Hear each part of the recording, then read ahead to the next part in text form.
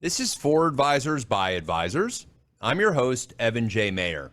Today, we're going to talk about meditation and money. Meditation might seem quirky to some, but I've been doing meditation for almost 10 years. I think February of 23 next year will be my 10-year anniversary since I started doing meditation, a specific form of meditation called transcendental meditation. And I had read back in 2012, there was a lot of money managers that were starting to use transcendental meditation. And shout out to my older brother, Ian, who got me involved in doing transcendental meditation and talked me through some of the basics and then told me where to go and how to sign up. And I thought it's been a great thing for my career. It's been a great thing for my family, and it's been a great thing for my life in general. I thought I would spend a little time talking about, on today's episode, talking about meditation, how I was prior, how it's worked since, and then what I go through when I do this meditation. So first and foremost, I wrote an article for Advisors. Actually, it was for anybody. That got published in August of 2020 in Worth magazine. The title of it was Meditation and Money, Why All Money Managers Should Practice to Become Great.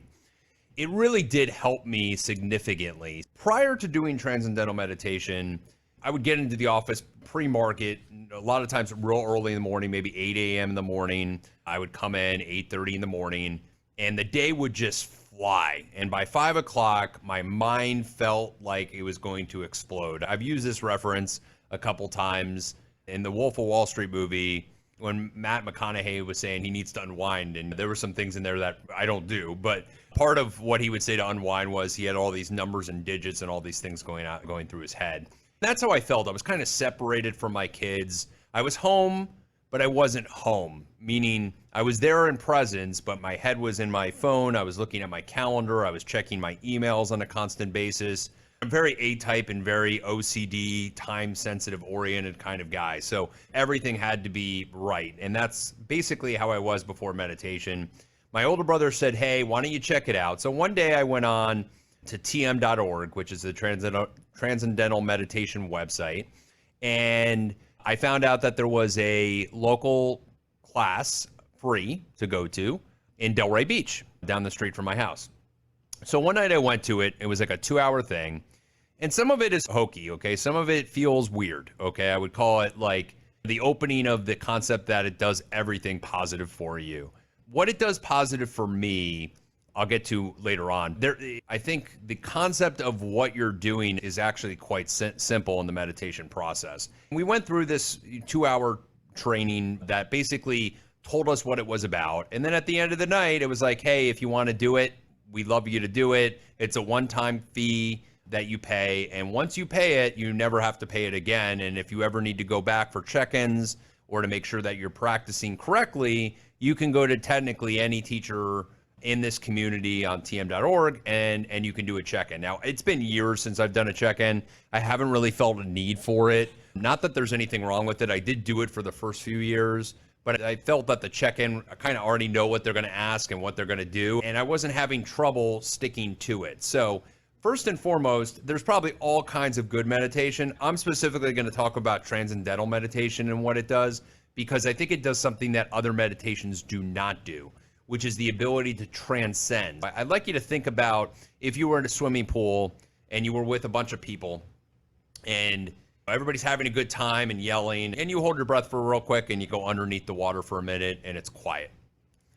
That's what transcendental meditation does. The practice is that you would do it twice a day, 20 minutes each session, and you do not listen to music. You do not listen to anything that will make you think of anything. You are given a mantra. So the mantra that you're given from your TM instructor is a mantra that you would say over and over, but you don't say it out loud. I believe, again, I'm not speaking in firsthand knowledge, but there are some religions like Buddhism where you would say the mantra out loud. This mantra actually you say inside, and supposedly everybody's given a unique mantra. I don't know how that works. And like I said, nothing was quirky about transcendental meditation. The only thing that I would consider quirky was how you were given that saying. So when I go for the 20 minutes, I don't do it exactly the way the teacher had asked me to do it, which is I like to have a timer because I have a very busy life. And sometimes you can end up getting too deep in that meditation and you have stuff going on that you have to get to. But there are times like the weekends where I don't use a timer.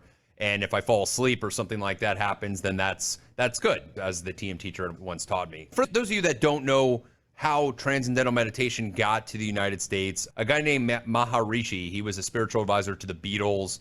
He was the one that got the Beatles involved in it. And then there's a lot of celebrities that do it. Jerry Seinfeld, Howard Stern talks significantly about it. Jennifer Aniston, Tom Hanks, Russell Simmons, they all practice it. So what is the practice of TM? First and foremost, I go into a dark room, I shut the lights off, and I sit. Now, I have a beanbag chair. I find that to be comfy. I don't lay down in it. I kind of lay upright a little bit in it. I shut my eyes and I shut all noise off. I do have a pair of cancel out headphones, shotgun headphones that cancel the sound out. In my office, there's people that are working them inside my office.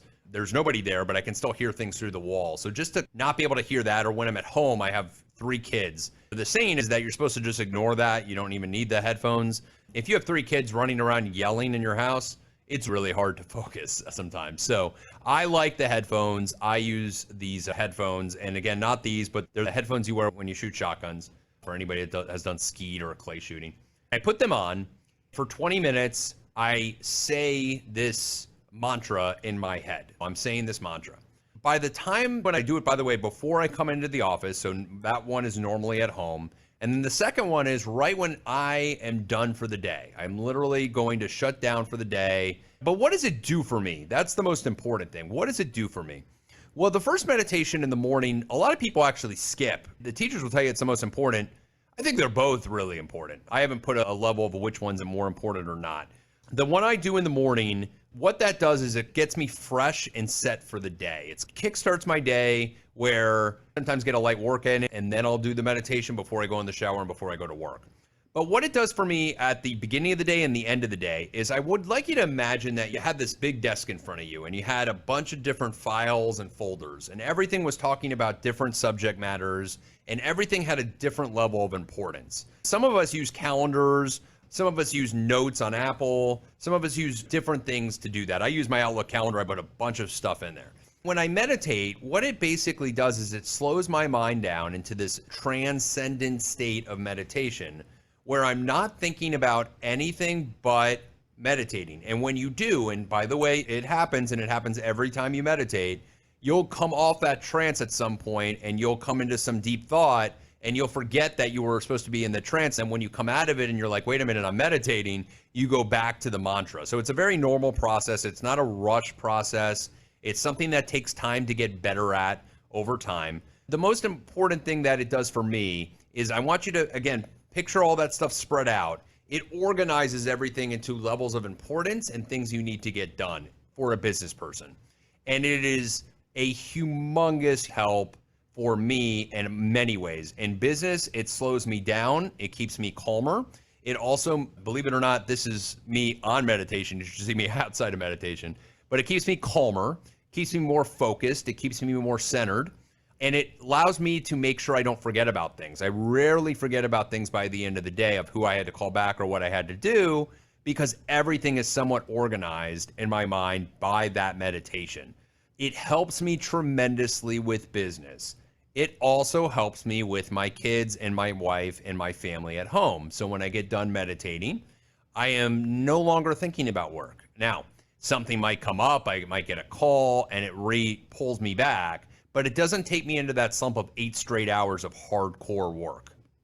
What it does do is it makes me more present for my kids and my wife and my family. Funny, I'm talking about this. I was on a cruise with a few other couples, and I was talking about how much this has helped me, and the husbands told me afterward, and they said, our wives are making us do this. You got to really check with the husbands before you make us do this. And at the end of the day, I still said to them, I still think it's something they should all have done, because at the end of the day, it does put you into a good state of mind. I think a good state of mind is always a positive. You can read all these books, the Yes books, and I think Gitmore is his name that does a bunch of books. I've read a Little Red book and a bunch of his books. And obviously the mind is a significant thing, and putting the mind in a good spot, mental health wise, is a great thing. Meditation has helped me out significantly. So I wanted to share it with the audience. I did write that article, which you can find on Worth Magazine under my name. And if you have any questions or thoughts, before we get done, last thing to share here. Everybody will say that they have a different meditation that they think is better or more useful. What I will say is, and for those that go, well, my meditation is yoga or my meditation is golf, which I play a lot of golf. I actually have to meditate before and after I play golf because there's so much mental stuff you're trying to get out of your head when you're golfing. It's actually a great practice to do it before and after, and I do that as well. But there's nothing like transcendental meditation that I have found, because even when you meditate and you are doing a guided meditation, and again, any meditation is probably helpful, so I'm not saying what works for you doesn't work for you. What I am saying is that transcendental meditation is different in the concept that the goal is for you not to focus on anything.